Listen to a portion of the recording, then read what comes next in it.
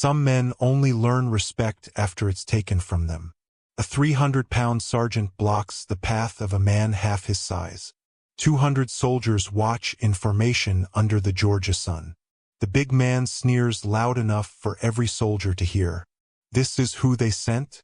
A little China boy. Laughter rolls through the ranks. Nobody speaks. The smaller man doesn't flinch, doesn't raise his voice. He looks up and says 5 words that silence the entire field. Pick your best man, or come yourself. The sergeant charges. What happens in the next 8 seconds becomes a story told in barracks around the world for 50 years. His name is Bruce Lee. He wasn't there to perform. He was there to replace everything that sergeant spent his life building. But what did the sergeant do when his pride refused to let him stop? This story deserves your attention. Now let me take you back to the beginning, because that moment didn't happen out of nowhere. There were signs, and I saw every single one of them. Fort Benning, Georgia. Summer of 1970. I was a corporal at the time, 22 years old, assigned to the 3rd Infantry Training Battalion. And the only thing anyone was talking about that week was the visitor. See, the brass had made a decision. They wanted to overhaul the Army's hand-to-hand combat program. The old system was stiff, predictable, built for barroom brawls, not real warfare. So someone real high up, decided to bring in an outside consultant. That consultant was Bruce Lee. Now here's the thing. Most of us didn't know who Bruce Lee was. Not yet. This was 1970. He hadn't done Enter the Dragon. He wasn't famous the way he'd become later. To us, he was just some martial arts guy from California that the Pentagon thought was special. And believe me, that didn't sit well with a lot of people on base. But no one took it harder than Master Sergeant Dale Briggs. Briggs was a legend at Benning. Not because he was smart. Not because he was loved. Because he was terrifying. The man stood 6'3" and weighed over 300 pounds. And not the soft kind. The kind of 300 pounds that comes from a lifetime of throwing hay bales, breaking jaws, and dragging wounded men through Korean snowfields. He'd built the entire combatives program at Benning from scratch. Spent a decade doing it. Every drill, every technique, every piece of it had his fingerprints on it. And to him, that program wasn't just training. It was his identity. So when word came down that some civilian was flying in to demonstrate a superior system, Briggs didn't just get angry. He got quiet. And let me tell you something about men like Briggs. When a man that big goes quiet, something bad is coming. I first saw Bruce the evening before the demonstration. He arrived in a plain car. No entourage. No gear bags full of equipment. Just a small duffel and a calm expression that made you think he already knew something you didn't. He was smaller than I expected. Maybe 5'7", 140 pounds at most. His forearms were lean, roped with muscle, but he looked more like a distance runner than a fighter. I remember thinking, this is the guy they want to replace Briggs? That night, word spread fast. Briggs held court in the NCO barracks. I wasn't there, but guys who were told me what he said. He called Bruce a circus act, a Hollywood stunt man. He said the Army had lost its mind. And then he said the line that told me exactly what was coming. I'll handle it myself. Now get this. Briggs had juice. He'd trained 2 generations of officers. The battalion commander owed him favors. Half the NCOs on base had come through his program. If Briggs wanted to make someone's life miserable, he had the connections and the cruelty to do it. But Bruce wasn't just some visitor who could be pushed around with paperwork and cold shoulders. He was an invited guest of the Department of the Army. Official orders. That meant Briggs couldn't just block him through channels. He had to do it another way. He had to do it publicly. I didn't sleep well that night. Something in the air felt wrong. Like the pressure before a thunderstorm. And when morning came and we assembled at the outdoor combatives yard, I saw Briggs standing right in the center. Not off to the side with the other NCOs. Dead center. Arms crossed. Blocking the wooden training platform like he owned it. 200 of us stood in formation. The Georgia heat was already pushing past 90 degrees by 0800. Officers lined the perimeter. A couple of them looked nervous. They knew what Briggs was. They knew what he was capable of. But nobody said a word. Then Bruce walked out. He wore a plain black t-shirt and dark pants. No uniform, no rank, no protection. He carried nothing. And he walked straight toward that platform like every single one of us was invisible. That's when Briggs stepped forward. He didn't just block the path. He filled it. 300 pounds of hostile muscle standing between Bruce and the stage. And the look on his face wasn't just anger. It was permission. He was giving himself permission to do something ugly. Bruce stopped about 4 feet away, looked up, and I swear his expression didn't change. Not even a little. It was like looking at a man who had already seen how this was going to end. And that's when Briggs opened his mouth. Loud enough for the whole formation to hear. "This is who they sent? A little China boy." The laughter hit like a wave. Half the formation cracked up. Some officers looked away. Nobody intervened. And Bruce just stood there, still, patient, like he was waiting for the echo to die. Then he spoke. "Pick your best man. Or come yourself." The laughter stopped. Every man on that field knew what was about to happen. Briggs had been called out, in front of everyone. And there was only one way a man like him knew how to respond. Briggs charged. Now, I've seen big men fight before. In bars. In barracks. In the field. When a 300-pound man charges at you, the ground shakes. You feel it in your chest. Every instinct tells you to move, to run, to get out of the way. Bruce didn't move. Not at first. He stood exactly where he was, feet shoulder-width apart, hands loose at his sides. And he watched. That's the part I'll never forget.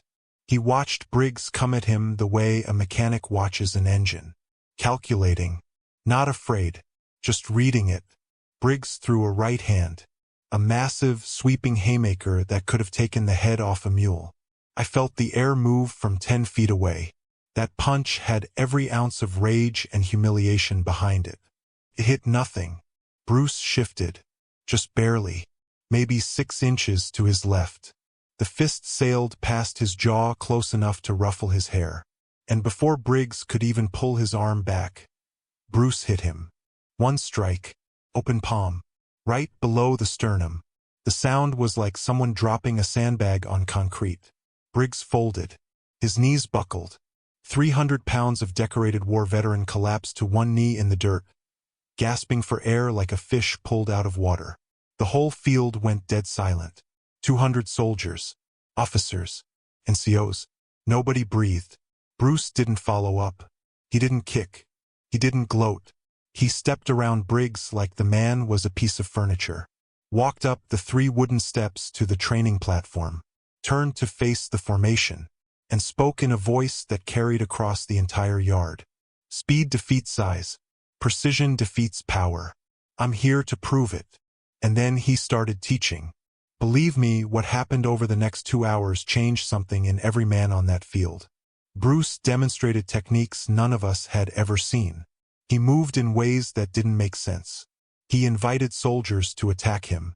Big guys, wrestlers, boxers, guys who had seen combat. One by one they came up to that platform, and one by one they ended up on the ground before they understood what happened. But here's what surprised me most. He wasn't showing off. Every takedown came with an explanation. Every technique came with a principle. He talked about economy of motion, about using an opponent's force against them, about eliminating wasted movement. And he did it in plain language that even the dumbest private on base could understand. By the end of that first session, guys were crowding the platform, asking questions, volunteering to be demonstration partners. I saw sergeants with 15 years of service nodding like students. But not Briggs. Briggs had gotten up off that knee about 30 seconds after Bruce walked past him. He stood at the back of the formation, arms at his sides, face blank. He didn't leave. He didn't speak. He just watched. And that was worse than anything he could have said. See, I knew Briggs. Everyone did. When Briggs was angry, he yelled. When he was frustrated, he broke things. But when Briggs went still and silent, that meant he was planning. And whatever he was planning, it wasn't going to be a fair fight. After the session ended, the battalion commander approached Bruce, shook his hand, told him the demonstration was impressive and that tomorrow's session was confirmed. Soldiers were dismissed. The formation scattered. Guys talked in small groups. I heard the words unbelievable, and did you see that repeated 100 times. I found myself walking toward the platform. I don't know why exactly. Maybe I just wanted to see the spot where Briggs had gone down, to confirm it was real. And that's when I heard something that made me stop. 2 NCOs, staff sergeants. Both men I recognized from Briggs' inner circle. They were standing behind the equipment shed, just out of sight. And one of them said something I've carried with me for over 50 years. Bull says the paperwork's already started. He's getting Lee's access pulled before Wednesday. The other one laughed. On what grounds? Safety concern. Unauthorized combatives techniques on an active training installation. He's already got Lieutenant Colonel Marsh on board. That changed everything. Because now it wasn't about a fistfight. It wasn't about pride or embarrassment. Briggs was going through channels. Military channels. The kind of channels that could end Bruce's visit before the week was out and make sure he never set foot on a military base again. And Bruce had no idea. That night, the base settled into its routine. Chow hall, barracks, lights out. From the outside, everything looked normal. The Georgia crickets hummed. The barracks lights clicked off one by one. A warm breeze moved through the pine trees along the perimeter road. If you didn't know what was happening underneath the surface, you'd think it was just another quiet Tuesday night at Fort Benning. Peaceful. Routine. Nothing to worry about. But I knew. And I couldn't sleep. Because somewhere in the NCO quarters, Briggs was making phone calls. And the man Bruce Lee had embarrassed in front of 200 soldiers wasn't going to fight him with his fists this time. He was going to fight him with something far more dangerous. The United States Army itself. Wednesday morning, everything changed. Bruce showed up at the combatives yard at 0730. Same as the day before. Same plain black shirt. Same calm walk. Same quiet confidence. But this time the platform was gone. Not moved. Gone. The wooden stage where he'd taught the day before had been dismantled overnight. The planks were stacked behind the equipment shed. The bolts were in a pile next to them. And standing in the empty space where it used to be was a private first class with a clipboard and a nervous expression.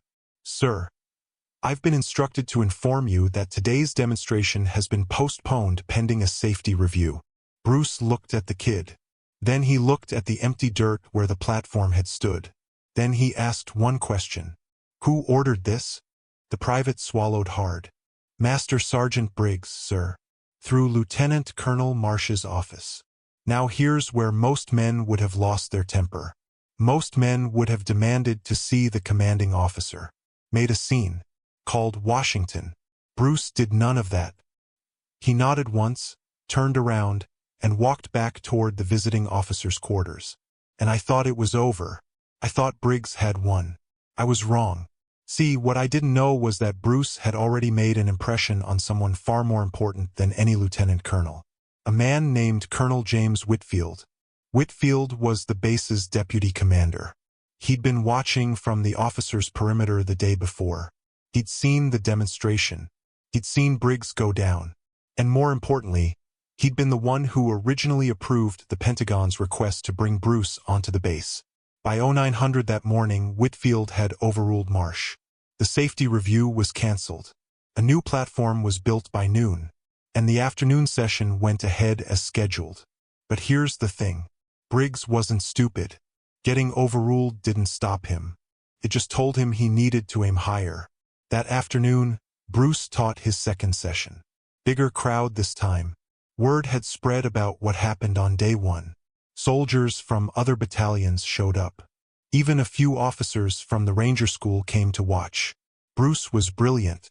He paired soldiers together, taught them deflection techniques, wrist locks, joint manipulation, concepts that made Briggs' entire program look like two drunk men swinging at each other in a parking lot. And that's exactly what made it dangerous.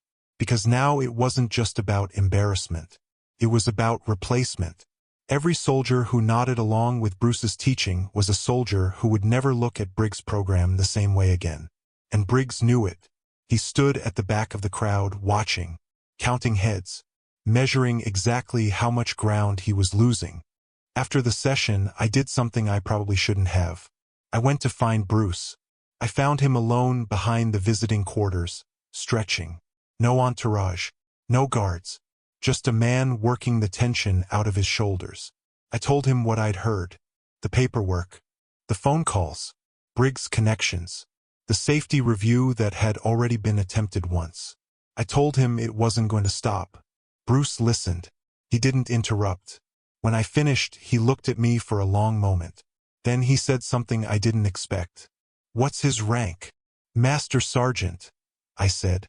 "And how long has he been here?" 15 years. Maybe more.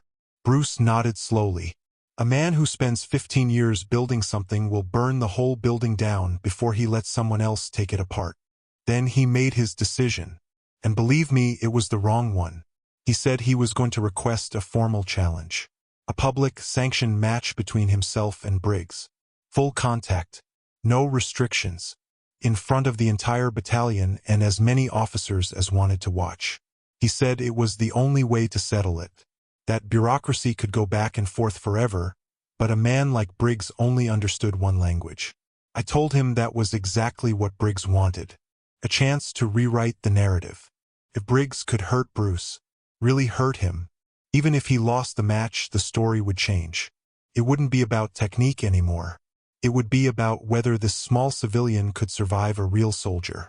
And if Bruce got injured, the Pentagon would pull him out for liability reasons alone. Bruce smiled at me.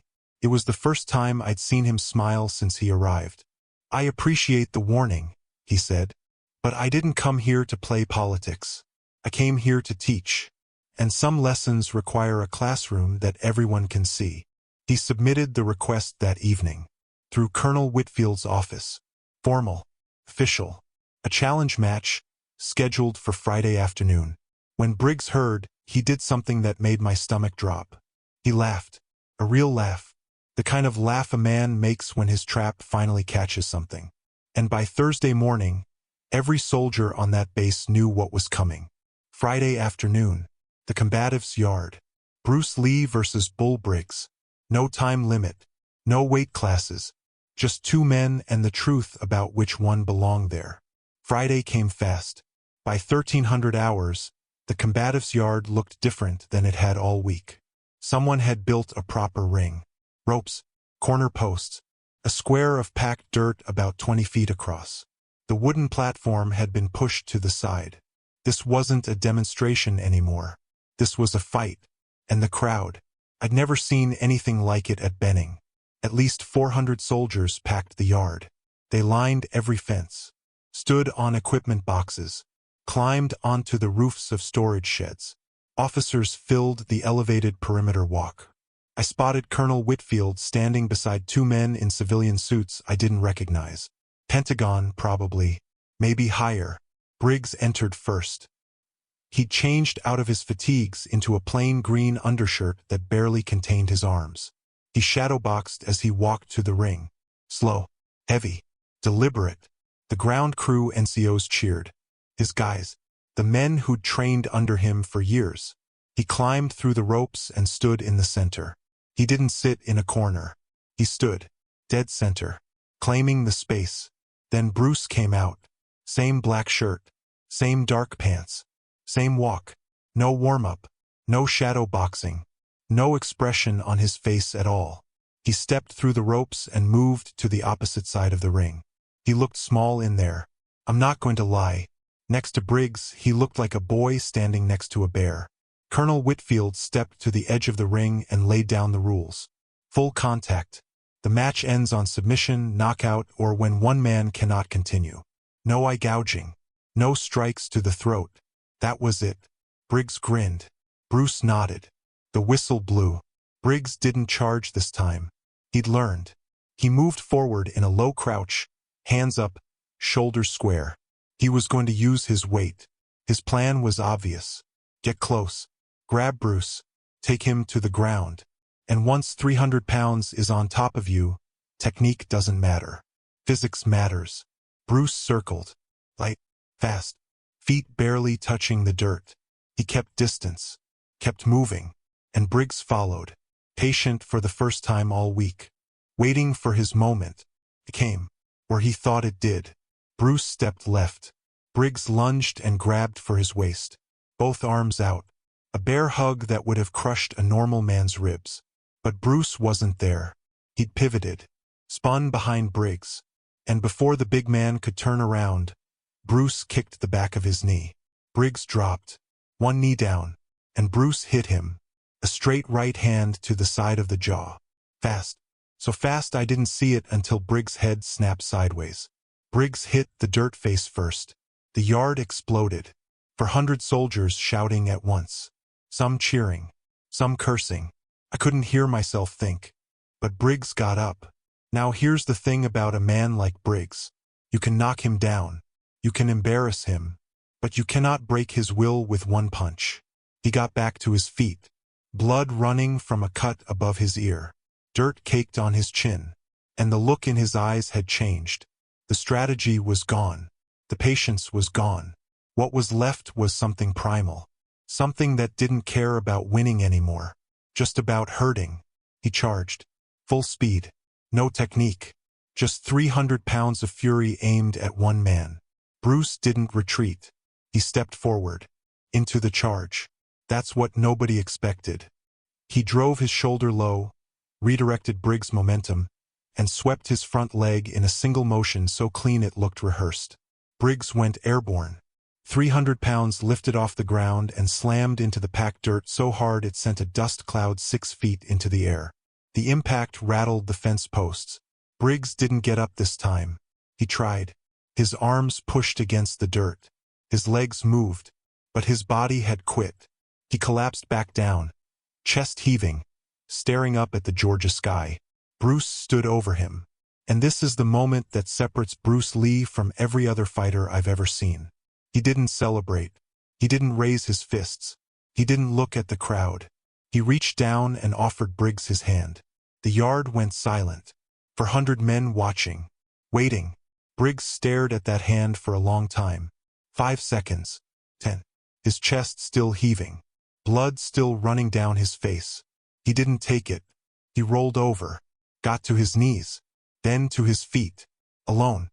He wiped the blood from his face with the back of his hand. Looked at Bruce one more time. Then he climbed through the ropes and walked away without a word. Nobody cheered. Nobody laughed. Because every man on that field understood something in that moment. This wasn't entertainment.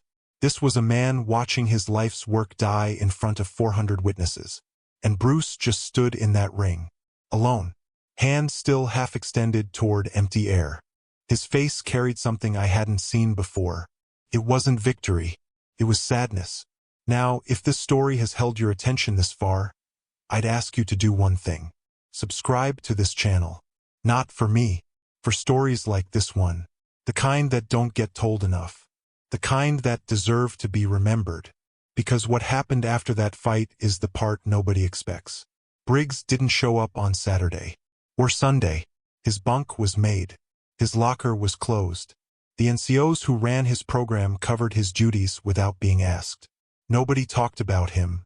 It was like the entire base had agreed, without a word, to give the man space to fall apart in private. But Bruce didn't stop working. Saturday morning, he was back in the combatives' yard. No ring this time. No ropes. Just the rebuilt wooden platform and about 60 soldiers who showed up voluntarily. On a weekend, Fort Benning. That alone told you something had shifted. He taught for 3 hours. Footwork. Defensive angles. How to redirect force without absorbing it. He moved between soldiers, correcting their stances, adjusting their grips. Patient. Quiet. Never raising his voice. At one point, a young private asked Bruce how he'd taken down a man twice his size. Bruce didn't answer with words. He asked the kid to push him. The private hesitated. Bruce told him again, "Push me, hard as you can." So the kid did, and Bruce redirected the push so smoothly that the private stumbled past him and nearly fell on his face. Then Bruce helped him up, turned him around, and said, "You just beat yourself.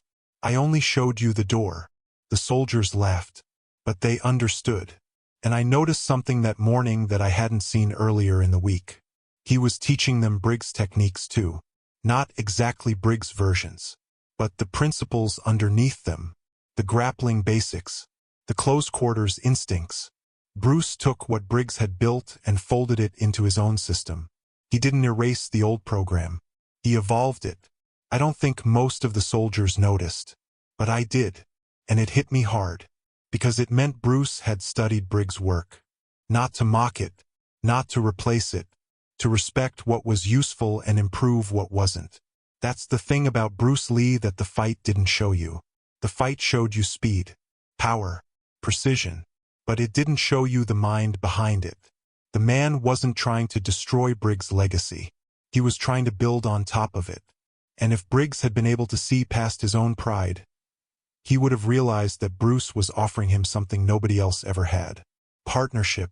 But pride is a stubborn thing, especially in a man who's never been beaten. Monday came, the last day of Bruce's visit. The final session was scheduled for 0900. Full battalion formation. Officers from 3 other installations had driven in to observe. Colonel Whitfield was there with his Pentagon guests.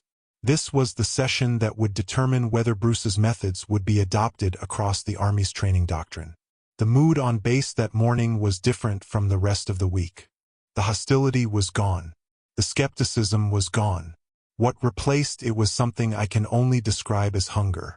These soldiers had spent 5 days watching a man do things they didn't think were possible.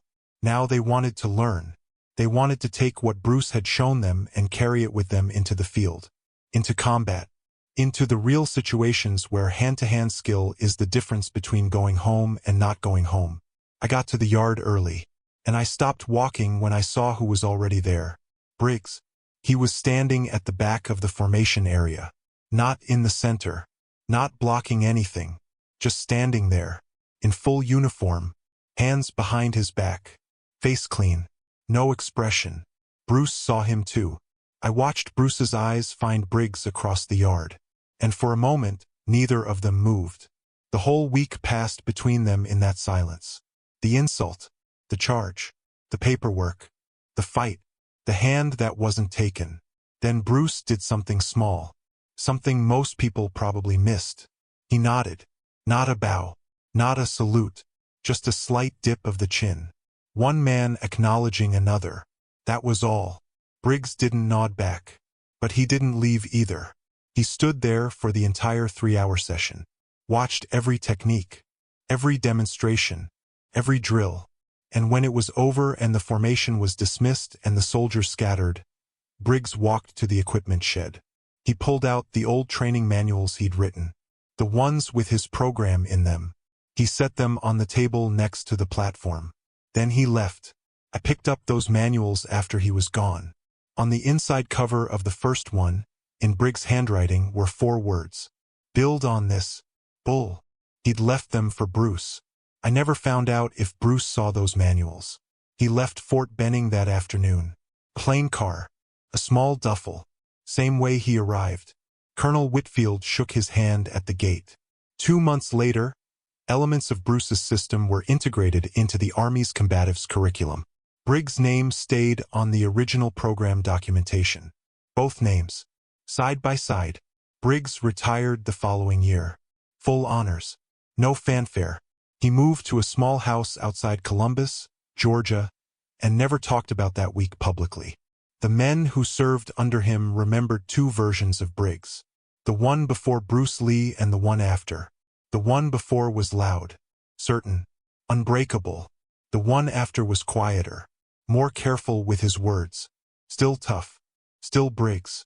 But something behind his eyes had shifted, like a man who'd looked in a mirror and for the first time didn't recognize what looked back. I ran into him once at a gas station in 1984, 14 years after that week. He was older, slower, still enormous.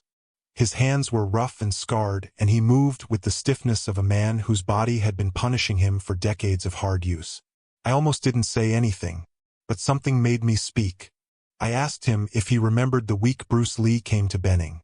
He set the gas nozzle back in the pump, looked at me for a long time, the kind of look that told me he'd been waiting for someone to ask that question for years. Then he said 2 words.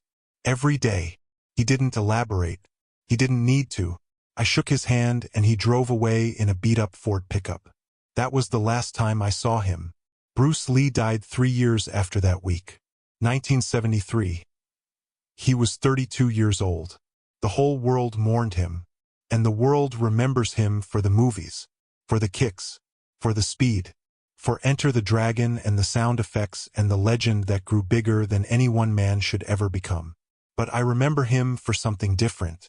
I remember a Tuesday morning in Georgia when a man half the size of his enemy walked toward danger without changing his expression. I remember a man who beat a giant and then offered him his hand. I remember a man who won and looked sad about it. I remember a man who took his enemy's work and made it better instead of throwing it away. I've lived a long life since that week. Served 2 more tours. Raised a family. Buried friends. And in all those years, I've never met another man like Bruce Lee. Not because of what he could do with his hands, but because of what he chose to do when he didn't have to do anything at all. Some men only learn respect after it's taken from them. But the rarest kind of man is the one who gives it back. Even when it's not deserved. Even when it costs him nothing to walk away. That was Bruce Lee. And that was the week Fort Benning learned what strength really looks like.